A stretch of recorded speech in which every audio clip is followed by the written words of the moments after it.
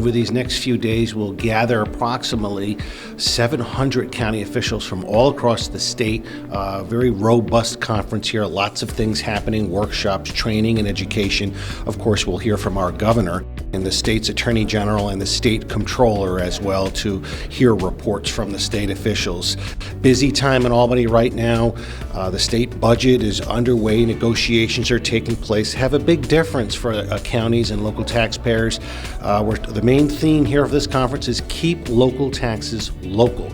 We want to end the state's intercept of our sales taxes, and so that's going to be the main theme, the main push coming from these county officials to our governor and members of the state legislature.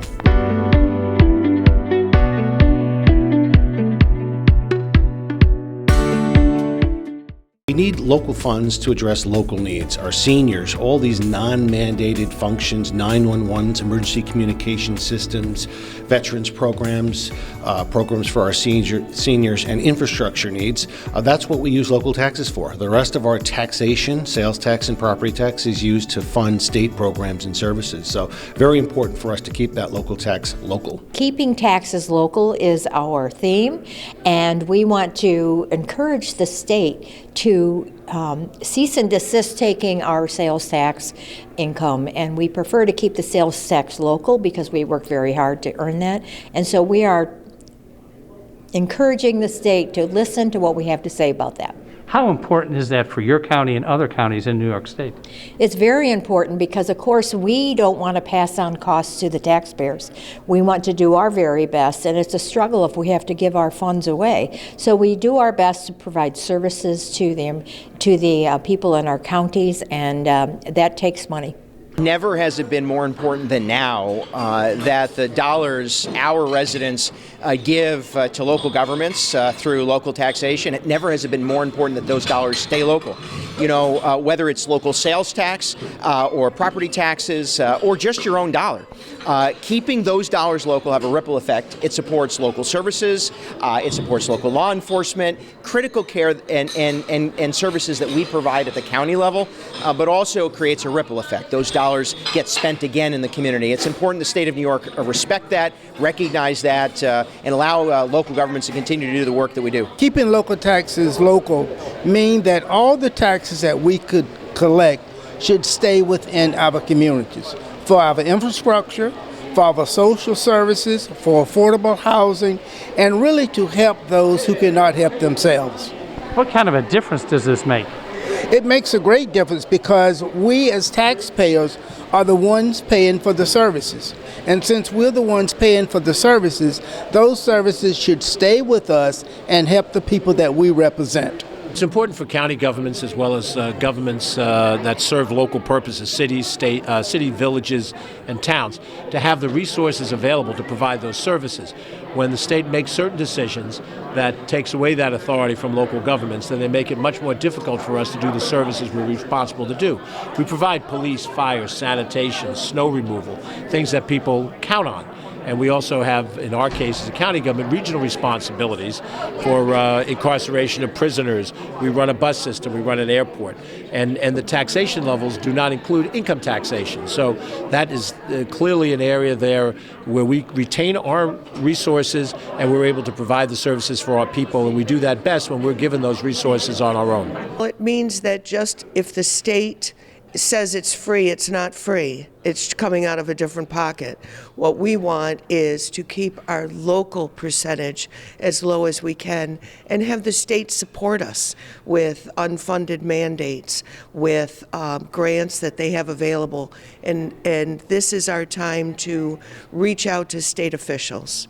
Keeping local taxes local is critical. It's critical for all counties. I can speak specifically to Clinton County. Sales tax is our largest revenue source, well beyond what our tax levy is. So it just shows you how much we rely on the local dollars remaining local in an effort to keep property taxes low. So any initiative by the state of New York to, maybe intercept that sales tax is very detrimental to all county governments. when you spend money at home, when you're at the grocery store or we're at the gas station or whatever it may be, the collection of that money supports your local operations. It's snow plowing for me in the Catskills. It's asphalting in the summertime. You know, we're supposed to do about 10% of our lane miles a year. So for me, that's 26 miles a year that we should be resurfacing in some concept. I don't do 26 though. I might only be able to do 18 depending upon the budget. Or now with the price increases in petroleum products, asphalt costs are going to go through the roof. So keeping that local tax base local for me means I can keep my infrastructure in better shape.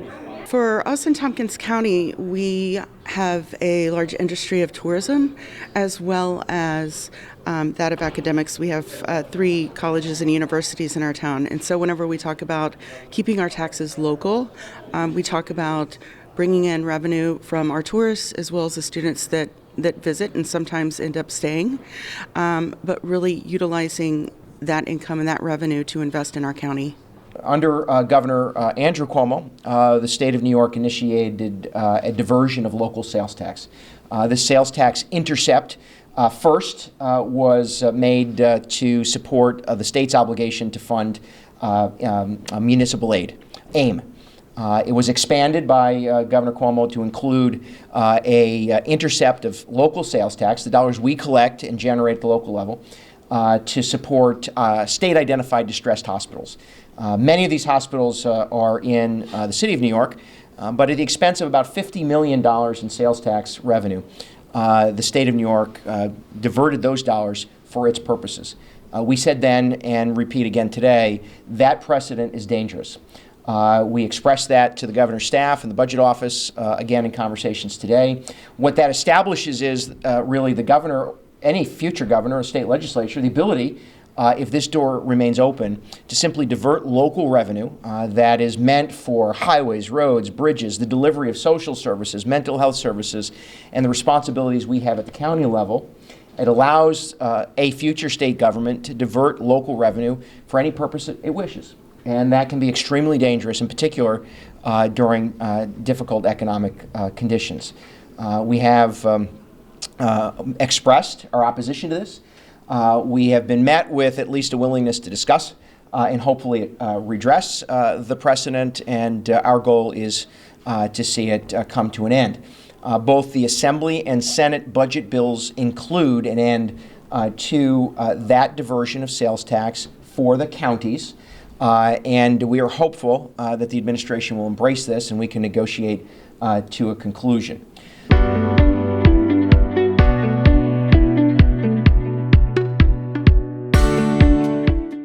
Very positive state budget this year. Unlike many, many years prior, this is a budget that we can be very proud of. This governor has advanced a spending plan that makes sense, that helps local taxpayers, that helps state taxpayers now and in the future. So we're going to have to push hard, get this done, work with our legislature.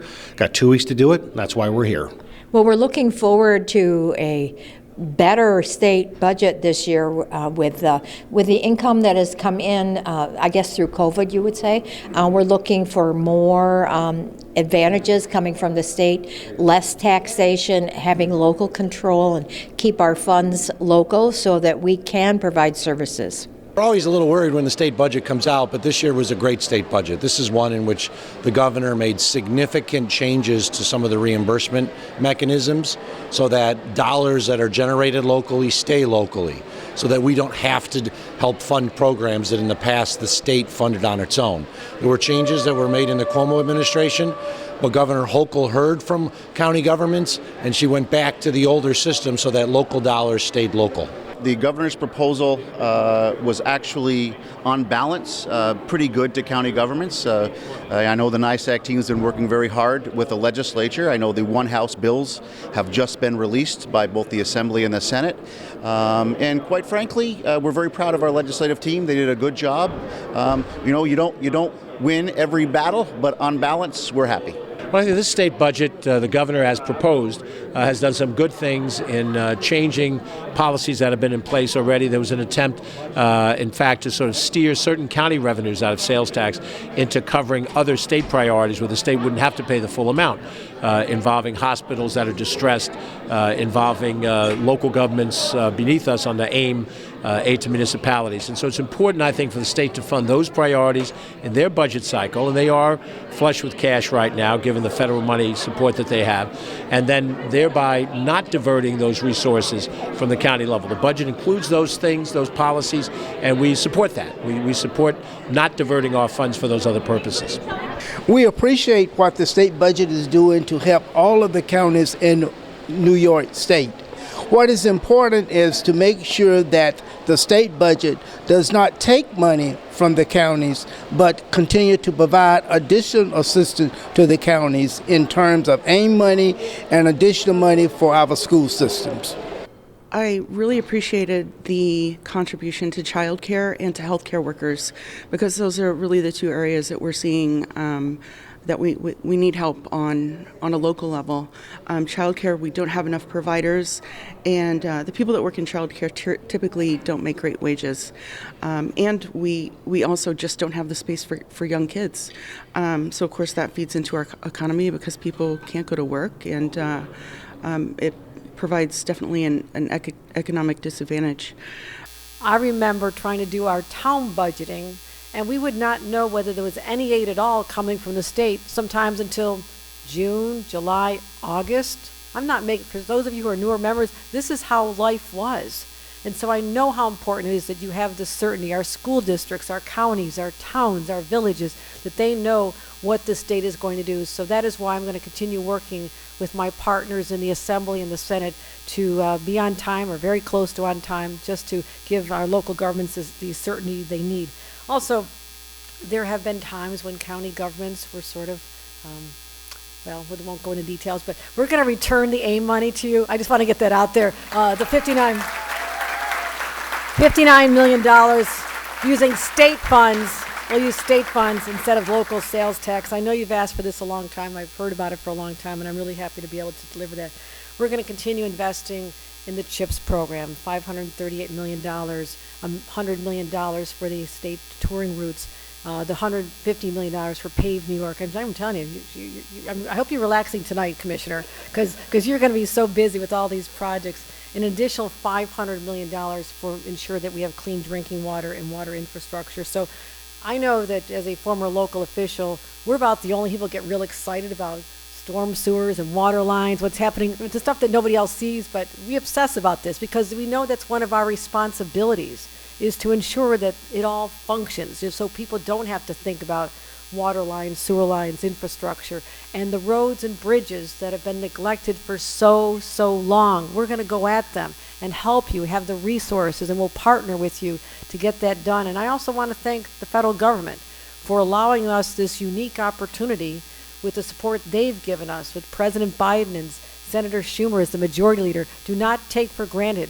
how influential he is and how powerful he is in directing money back to our state, as well as the people who voted for the infrastructure bill. Whenever you see them, thank them, because they've given us the opportunity to do what we should have been doing for a very long time. Also, money for county public health. As we come through this pandemic, we're going to have to help our county hospitals and help people rebuild. Counties that were really denied services for a long time that helped their revenues. We have to help our hospitals. We have to rebuild the healthcare system overall. That's why I put $10 billion on the table, because we saw that there were just not enough nurses and healthcare aides to help during this pandemic. And this was a problem before the pandemic. So we're going to help recruit and train and give them resources and help with their tuition and do whatever we can, so never again are we so vulnerable that we're desperately looking for workers, and where I had to send in the National Guard to places all over the state just to give some relief to those overworked healthcare workers in hospitals as well as in nursing homes. So there's a lot of lessons we learn from this. And next time, and pray there's not a next time, but we have a lot of lessons that we've learned from this, and I want to make sure that we're putting in the money now so we don't look back and say we did not seize the opportunity to make sure that we are never again vulnerable. I have a whole lot of other things to talk to you about, but I want you to enjoy each other's company. I hope that you believe that this is a budget that will be help you do your jobs. That's what I want to do, is make your lives easier, because you have a critically important function, whether you're one of our larger counties or our tiniest counties who often feel they're overlooked. I'm the mother of a very large family. I have 62 counties, and I have to love them all equally, okay? I can't play favorites. And so even the smallest one needs to know that we're paying attention to rural health care issues and broadband and making sure that there's affordable housing in every corner of the state, and our larger areas that have crime issues and anxiety over what's going on in our streets in their larger cities. We understand all this, and I just want you to leave here tonight and know that, yes, you have a true friend in the governor's office. I've walked in your shoes, I've lived your lives. I know that people look to you for leadership, especially during these tough times, and we will get through. We are getting through this pandemic. We'll have a strong economic recovery. And in light of what's happening across the world with Russia's and Putin's invasion of Ukraine, we are going to see pressures at the pump, increase in prices. We're going to see inflation continue to go up.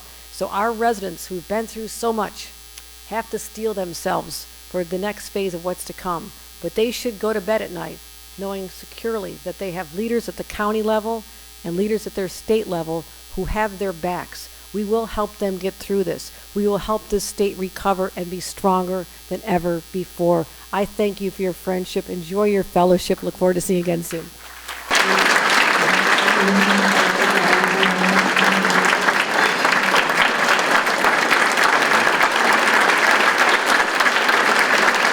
I really want to commend Governor Hochul, because she gets it. She comes from local government, she comes from cities and towns and villages, so she knows from our point of view what we need to operate and how easy it is for us to do it internally instead of trying to manage it on a statewide level.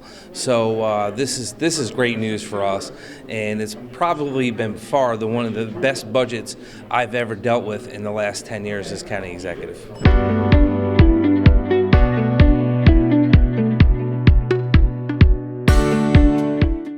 We have formed a climate action committee.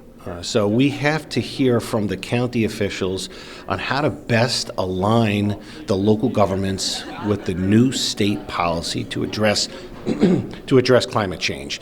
So this new task force will be up and running, will be meeting during this conference and setting policy to align with state climate change policy. It's my honor to chair the Climate Action Standing Committee. It's the first time that NYSAC has actually created a climate-specific standing committee. Couldn't be a more exciting and important time to be doing this work as the state implements the CLCPA. So we had a great, robust discussion today and a lot more work to do. Sullivan County's been very active. We are a certified bronze climate smart community. We're also a designated clean energy community from NYSERDA. We have gone through the process of updating many of our mechanical building systems, going through energy retrofits, and we've actually saved more than 1.2 million kilowatt hours annually from our electric usage, which has of course resulted in savings to our taxpayers. So we're trying to not just save people on the monetary side, but we're also trying to do this for environmental purposes as well. Sullivan County is known since the 1800s for its air, its quality of air, quality of environment, the water, and everything that surrounds it. Erie County has looked in its internal footprint and our internal operations and adopted, and we're implementing a climate action and sustainability plan. And we've been reporting out on that annually. That includes right now a climate action fund where we take half of the savings that we've generated and reinvest them in sustainability projects, as well as, of course, the other half goes back to the county budget.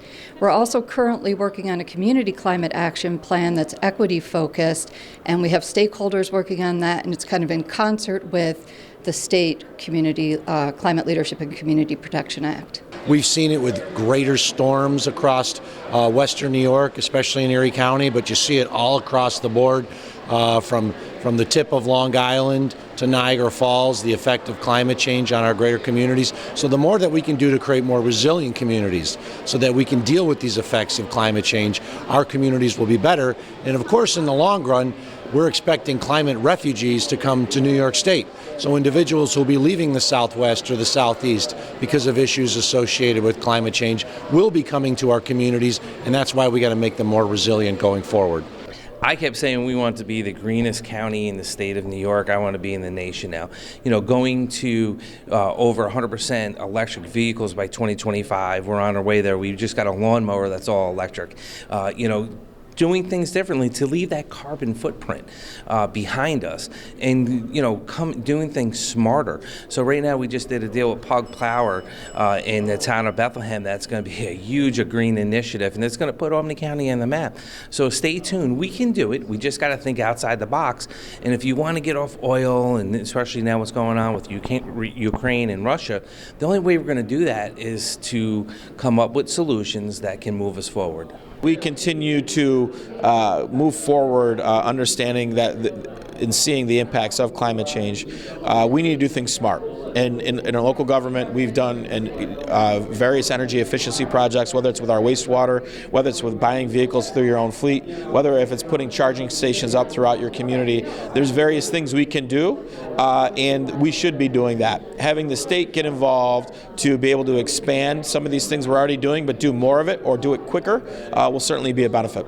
Climate change is obviously an issue that affects everybody. We can't be short-sighted in our policy making. So we're doing things in Clinton County, energy conservation issues, things like wind energy and solar energy and landfill gas to energy projects. So we understand that everybody needs to play a little role in battling climate change. We see the same crisis that everybody sees. Our ability to affect that is in some very specific areas. We are converting our bus fleet, Beeline bus system, second largest ridership in New York State, from diesel buses to electric and hybrid electric buses. We think that makes an improvement in our carbon footprint. We're putting up electrical vehicle charging stations in many county-owned facilities across the county, solar collection panels on the top of major county facilities, and we've taken food waste out of the waste stream and composting it. So those are things that have defined benefit. They're not necessarily going to have the broad-based impact that a federal government would have with policies, but they're doing our share of the climate change response. We renamed our committee actually to Climate Action because we think the talk and the discussion is important, but it's about taking that action at the local level. So that's really how we're orienting everything that we're doing here.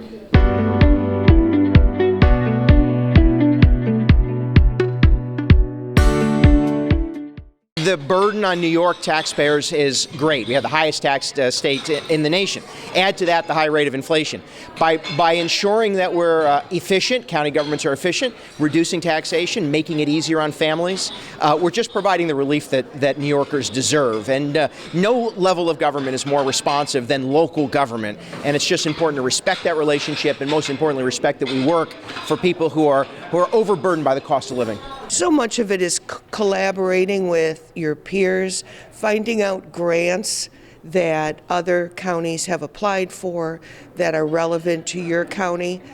Obviously, all taxes are local, all politics are local. And I think to network in this capacity brings us all to another level. We work together very closely with both our agenda in Albany, a nonpartisan agenda in Washington, D.C.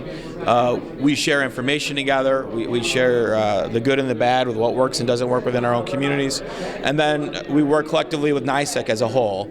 And NYSAC is critical to every community as a support group, as a lobbying arm for us, and really a treasure. And these conferences are a great opportunity for us to get together, re-engage with each other, talk about what's happening in Albany in the budget, what's happening in D.C., what should our policy objectives be for the year 2022.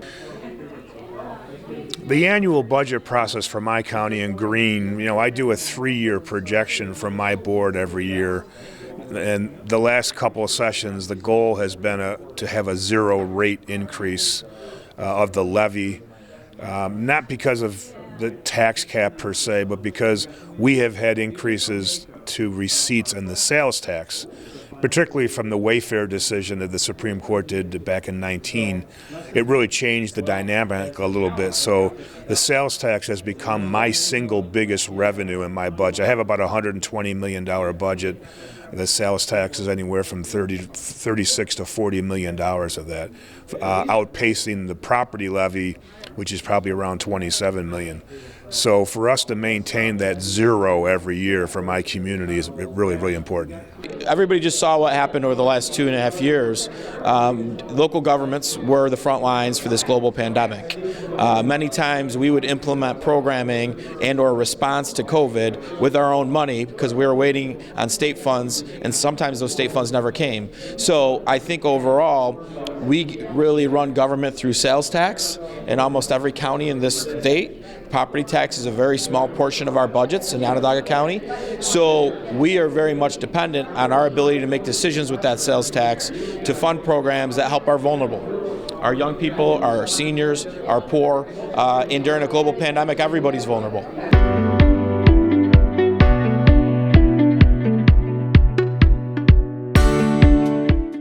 Infrastructure, that's the big topic that we're all talking about, and that's again where the federal government becomes a key player in all of this. The Federal Infrastructure and Jobs Act is dedicating billions of dollars in new funding that we are going to have benefiting us in New York State. $13.5 billion for highways, $9.8 billion for public transit, $175 million to expand electric vehicle charging.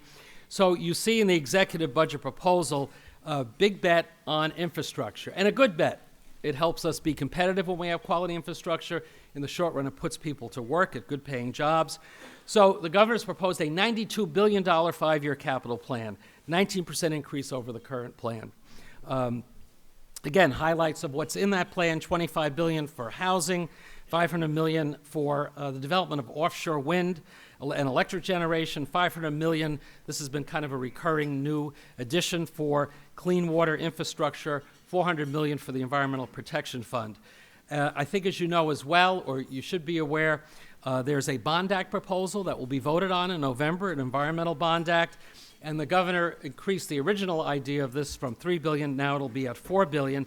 And as you know from past Bond Acts, the funding that will be provided there are a host of categories that you as local governments can participate in. So as we get close to November, this will be something to take a look at. You'll want to keep your constituents informed about what's in there and what may benefit you at the local government level. CHIPS funding, always a big concern for our local governments, $538 million, unchanged for now, but it's always an issue that comes up when the legislature takes a look at it. Same thing for Marcus-Celli aid. Executive budget has $1 billion for broadband access. Broadband is a big issue. We put out a report last fall that still showed that nearly 14% of our households across the state do not have broadband access. And that's really a concern. It's particularly an issue in our rural communities. It's an issue among poorer households. It's an issue among seniors. So as you know, the federal government is providing more support for broadband, but certainly the fact that the state wants to step up and do more in this area.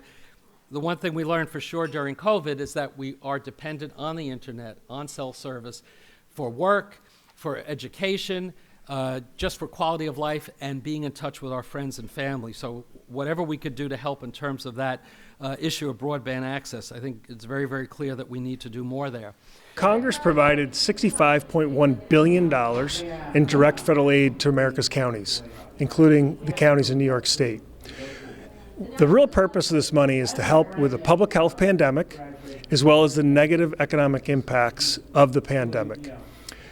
The U.S. Treasury has given counties wide latitude in how they invest this money in the counties. And so we were here at the New York State Association of Counties walking through the new guidelines that the U.S. Treasury has implemented as part of its final rule. What are your recommendations in terms of how that money can be used, and what would it mean in terms of being once in a generational? Well, you got it right. It is once in a generational opportunity here, and counties should really think about what are their immediate needs and what are their long-term needs.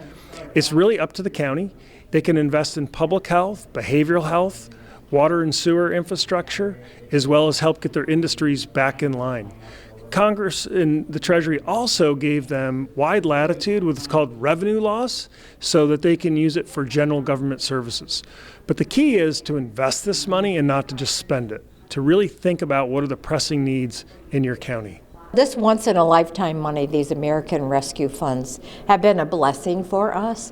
In Tioga County, we have a problem with our radio interoperable communications plan. This will allow us to finish that project and upgrade our radio communications, which is so critical in the areas of our county. There are places in our county where you cannot get a radio signal. This new plan, this new funding will help us finish this project and make our county much safer. Well, we're looking at broadband as a very important economic engine for the county of Westchester because we have so many areas that are underserved.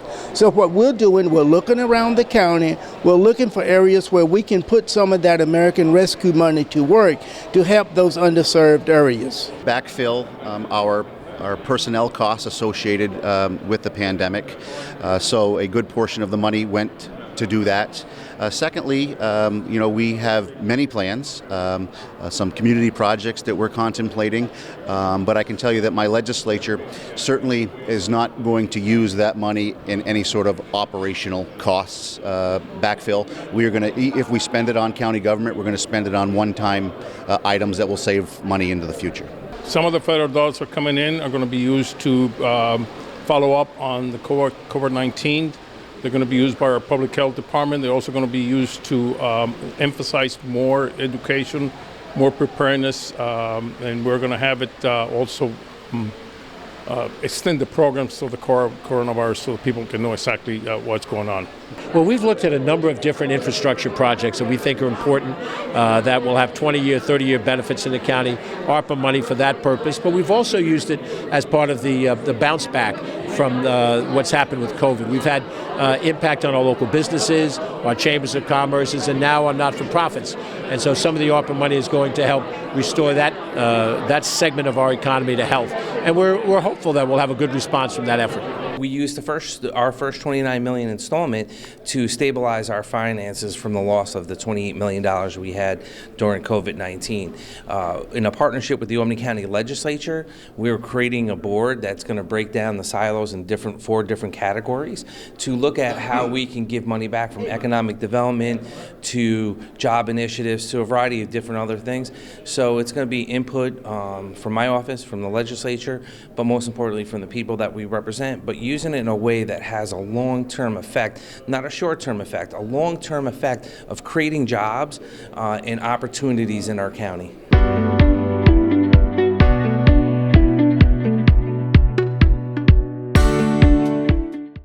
You led on emergency responses, maintaining and staffing 911 systems, and you led on providing services for families and children and seniors and small businesses. And as you all know, the opioid crisis and the pandemic, they basically fed off of one another, creating more damage and more loss of life. And counties have also been leaders and partners in our fight against opioid. As was mentioned, the horrors of opioids are not news in this room. You have seen them up close and personal. You have driven through communities ravaged by drugs. You have counseled families watching a loved one sink into despair. And you have visited too many homes to offer your condolences and your prayers. And you also understand the big picture, that over the past 2 decades, nearly 1 million Americans have lost their lives from overdoses. 1 million of our fellow Americans. That's the equivalent, my friends, of the entire population of the city of San Francisco. Just ponder that for a moment. And the pandemic made it worse. During COVID, our nation experienced the highest levels of overdose deaths ever.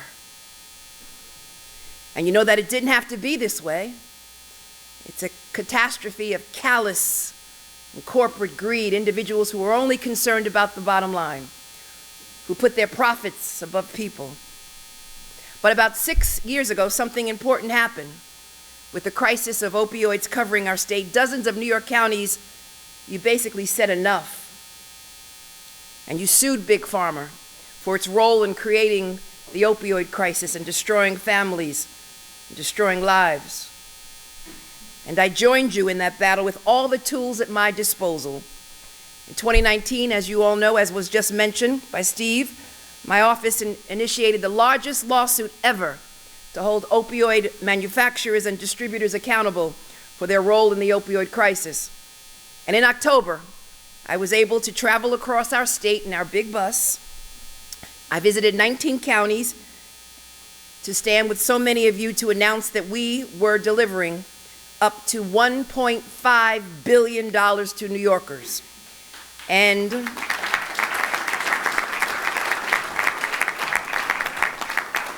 so I guess you're asking the question, because I hear it and I see it on your face, when are we going to see the money, Tish? This is New York. Well, I'm happy to report that the first funds from our settlement are going to counties this month.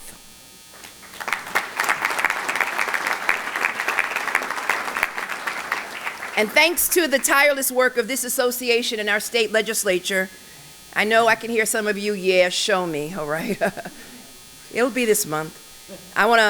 Thanks to the tireless association of all of you in this room and the state legislature, those funds will be placed in a locked box, and these funds will not get lost somewhere in Albany. They will not be caught up in a lot of bureaucracy. They are coming straight to your counties. And the money we force a big pharma to pay will go to addiction prevention and education and treatment and beds and salaries and for Narcan, solely to address this crisis and nothing else. And New Yorkers will see this money in action in their own communities. You'll see increased distribution and training in life-saving drugs to reverse opioid overdoses. And you'll see increased opioid prevention in our local schools. You'll see increased treatment for women, pregnant women, individuals who are incarcerated, people who come to our hospitals, individuals in the throes of mental illness. You will see those monies, you will feel those monies, and you will distribute those funds. You'll see those funds up and down the Hudson, from the North County to the Hudson Valley, to the 5 boroughs and Long Island. You'll see these funds along the Southern Tier and through Western New York. You'll see these funds in the Finger Lakes in Central New York and the Mohawk Valley. There's no amount of money, as was said, that can make up for the loss of life, none whatsoever. And I pray for all of those who lost their lives and their families. But I hope and I pray that these painfully large settlements will teach future drug manufacturers to work in the public interest and not their own. And to let them know that if they ever try to do this again, they'll come up against the Association of Counties as well as this Attorney General. I will stand with you and use the law. It is critical that these settlement dollars get used for prevention, intervention, and treatment services. The opioid epidemic is the healthcare crisis of our lifetime. It was certainly matched by COVID and the pandemic. But as we work our way through and back out from the pandemic, the opioid epidemic is by far the public health crisis of our lifetime.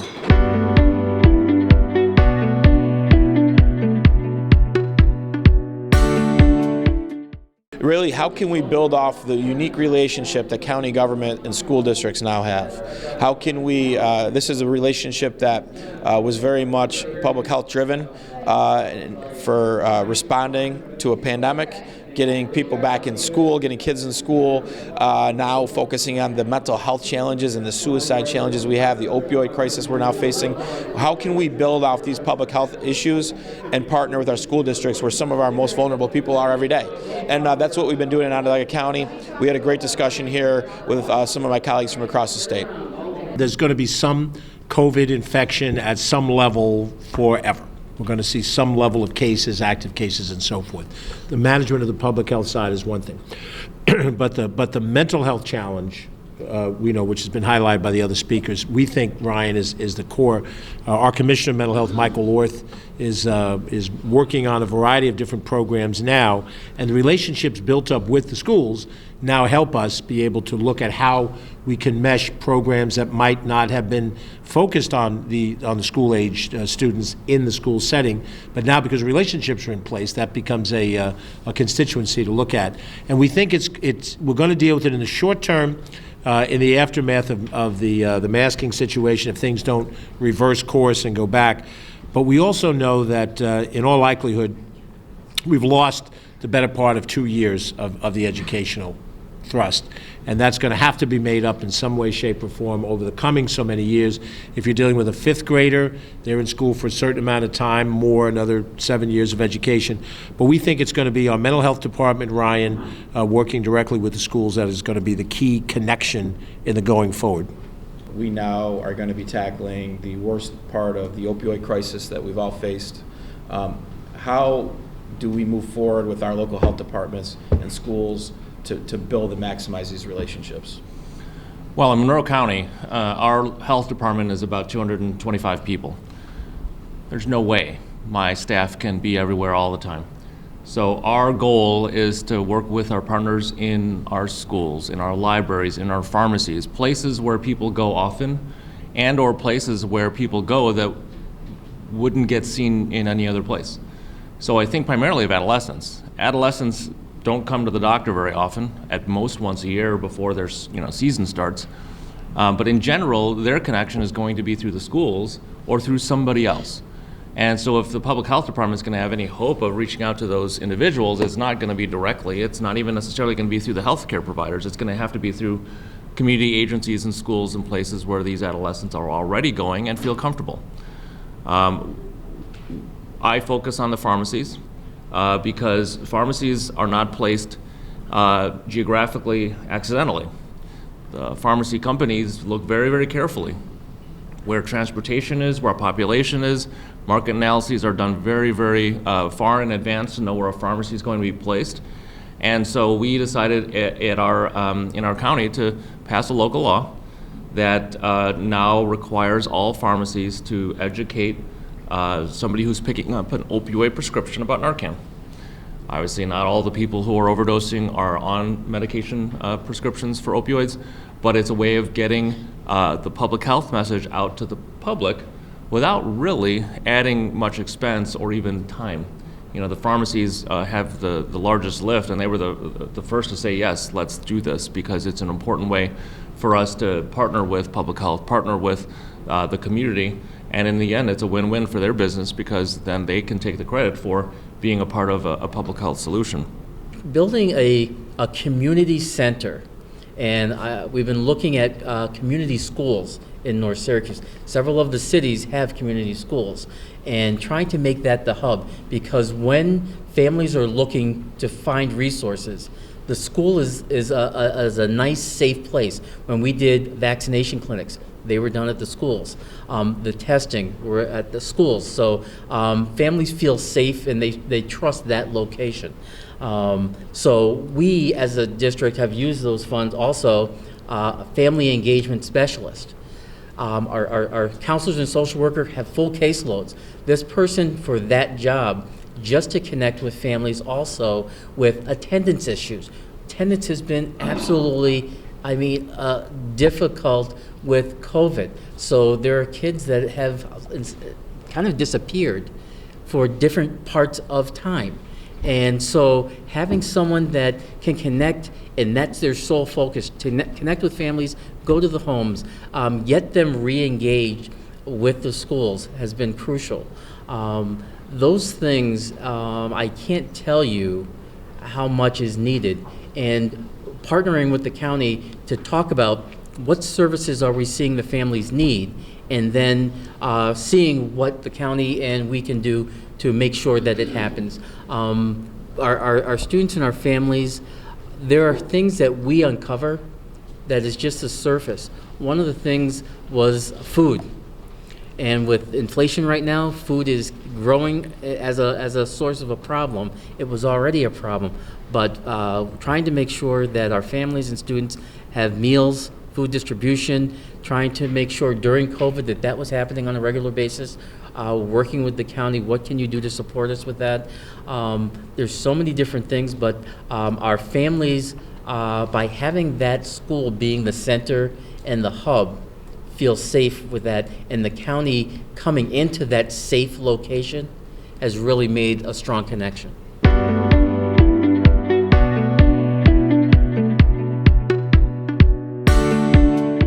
I'd like to, and with great pleasure, introduce this year's recipient of the NYSAC's highest achievement award, the NYSAC Executive Director's Public Service Award. But before I do, I'd like to ask Mark Molinaro and Dan McCoy to join me at the dais as we call up the Honorable George Latimer. Daniel McCoy talked about George Latimer and what he meant to all of us in this room. George has been a public servant and a leader for many, many years, serving at all levels of government.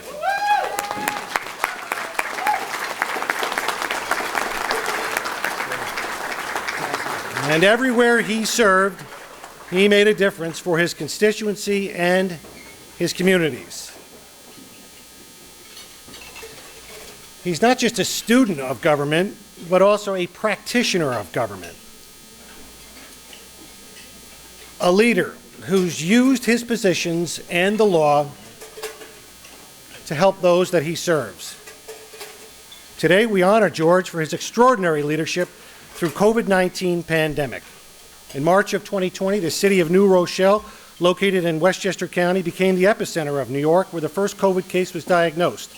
While none of us were truly prepared for the arrival of the virus, most of us had some advanced warning, the experience of other counties to draw upon.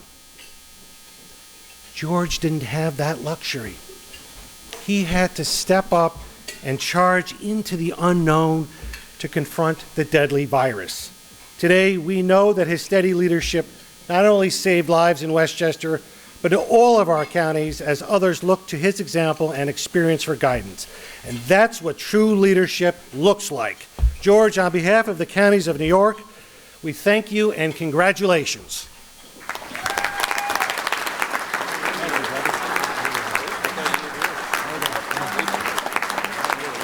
I got a box for it. One with and one without. Can I get in?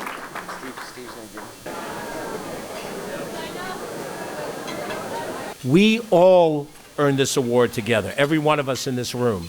And so I'm grateful to accept it on behalf of my county, but I'm also grateful to accept it on behalf of every single one of us that had to rise to that moment, whether you were in Yates, Schuyler, and Hamilton, or you were in Nassau, Suffolk, or Westchester and Erie. Thank you all very much, and let's hope this is the end of this.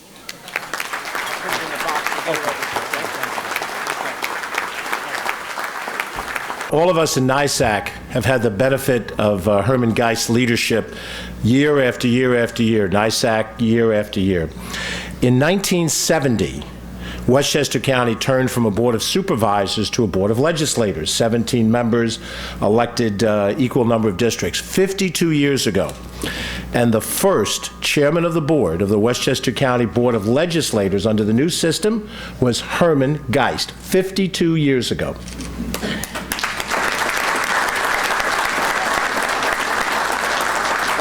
Herman was the first of 16 individuals who have served as chair of the Board of Legislators. Our current chair is Catherine Borgia. Catherine is here. Catherine, for recognition's sake. And both Ken Jenkins, who's the deputy county executive, and myself were also former chairs of the Board of Legislators. All of us benefited by Herman's advice.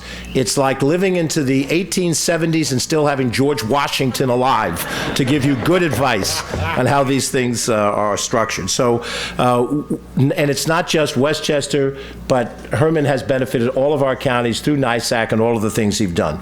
With that thought in mind, we have a very special recognition for Herman. And he's here with his wife, Barbara, and my high school classmate, Jerry Geist, who heads the Association for Towns and was a former town councilman in his own right, in which we recognize the legendary Herman Geist, patriot, trailblazer, leader, and citizen worthy of the highest praise, for which we have our distinguished medal. This makes him look like an ambassador when he wears it around his neck. And we would like, on behalf of NYSAC and our home county, to present this to the Honorable Herman Geist. Why don't we do it down here? And we'll do it down here. Catherine.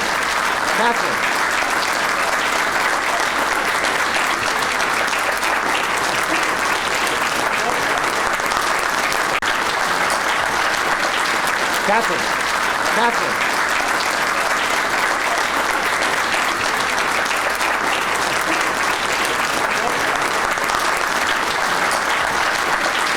Catherine.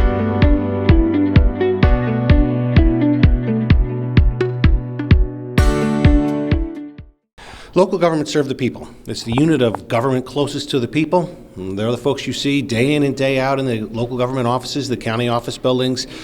We best serve people locally, and that's why we need the state resources and our local resources to get that job done.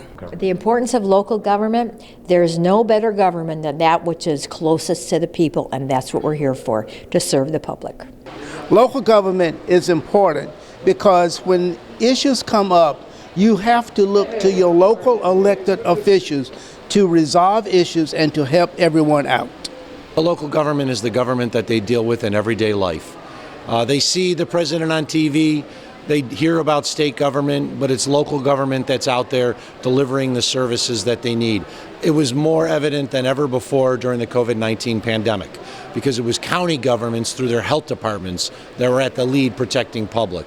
So we want local citizens to know that when it comes to county governments, we're there to work for you, and it was evident more than ever during the COVID-19 pandemic. They may see federal government on TV, but it's the local boots on the ground with county government that matters.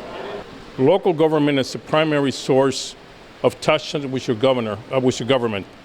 An example of it is I'm a legislator for a district where everybody knows who I am, everybody comes to me, and local government gives a real reality to people to understand that they are part of our government, and they should, get in touch us. So that's why, for me, local government is like the key essence of everything else that runs us. We touch the infants to the aged. I mean, we are there for everybody, and it is critical that we continue to fight the good fight.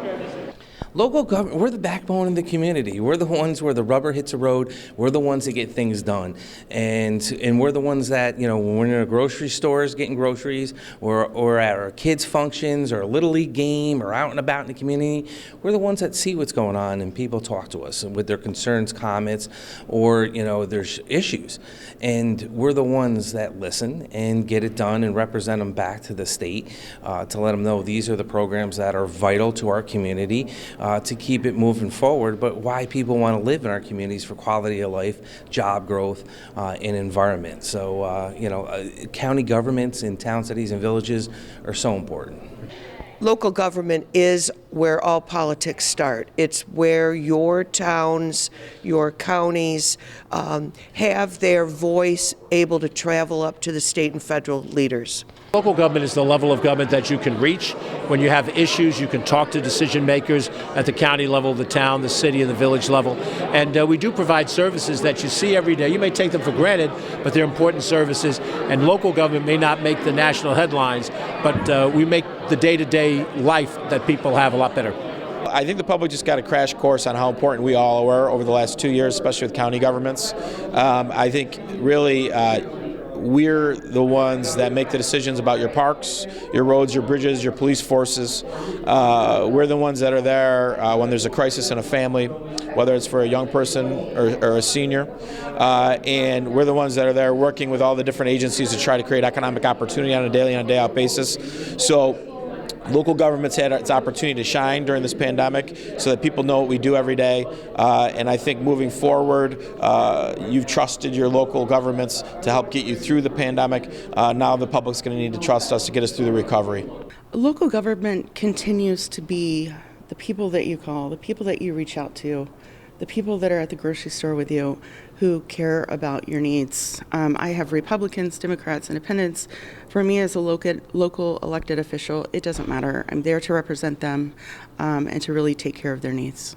Local government officials want to make a difference. They need to be with each other to train each other. That's why the association has been in existence for 100 years now, to help each other. These local government officials feed off one another. What's working in Western New York can help the Capital District, or the North Country counties can help the Hudson Valley counties. All across this great state, local government officials are the catalysts for innovation and new information to share with each other, and that's how they do it through these conferences. How can people get more information? They can contact us at www.nysac.org.